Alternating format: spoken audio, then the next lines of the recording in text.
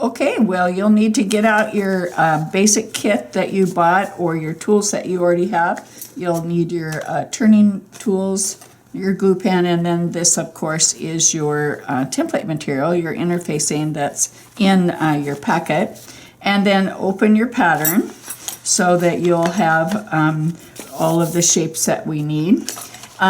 These little scissors, if you have some small, nice scissors, are going to be very helpful to cut out small little applique pieces. Remember that your third finger goes here, and it makes it much more ergonomically easier on your thumb, keeps your thumb much straighter, and you have a lot more control with these 3 points of contact here. Piece of your interfacing, you're going to place that right over the pattern, and you can see that you can see right through it. And then you will just take a pencil, or if you have any medium to darker fabric, you can even use a Sharpie marker.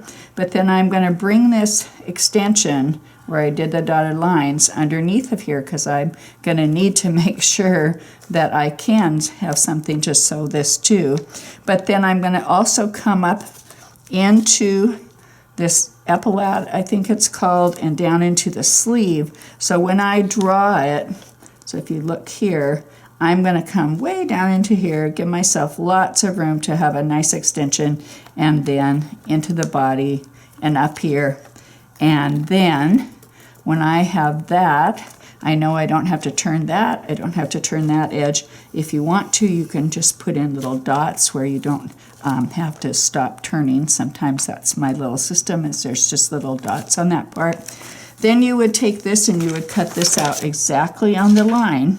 So you want this to end up to be your final exact shape, which means that at that point you really want to cut it out, you know, and be somewhat careful in your cutting, because that's the shape you're going to end up with. So you would cut that out right on the line.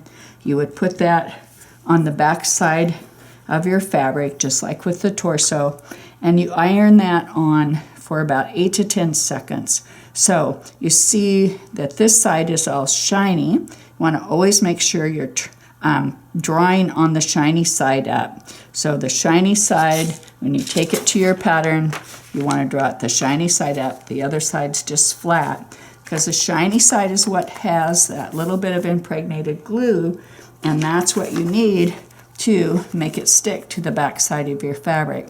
So if you always think of it this way, I think, well, I want to put it on the back there. That means I have to use the shiny side, or it's not going to have anything to stick to. So then you would iron that on. Takes about, like I said, 8 to 10 seconds, and then you would cut it with your seam allowance like you had. I have already cut it out with a seam allowance.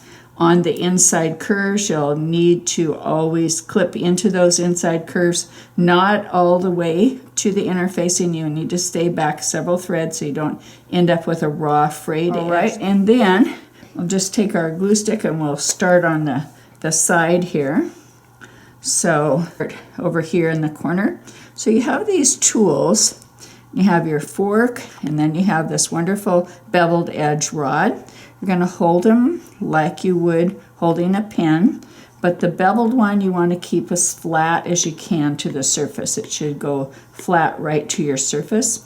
I like turning on my little cutting board when I'm at home. We're going to hold the fork close to the edge to stabilize that edge from turning up all the way, and then we're just going to put our bevel underneath and then lift that and turn. Now, the thing about doing this is, and you can just move this along, is you don't want to flip and turn.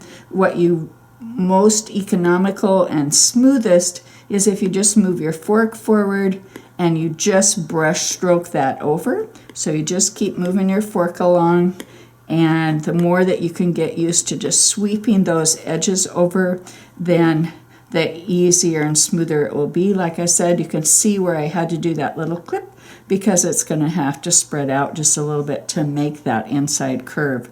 But then it goes very quickly. Remember, you need some pressure. You're pushing this into the glue that's on the surface, so you need to actually push down and put some pressure there. If you were to get some little pleats, which are really not, because this is not a difficult piece at all, you can always take your other side of your rod, so both of them have points on them, and you can work those out. Another thing you can do too is when the glue is still moist, you can take this, and if you say you turned it in a little bit too far, you can move it forward, you can slide it back, you can really have some more control.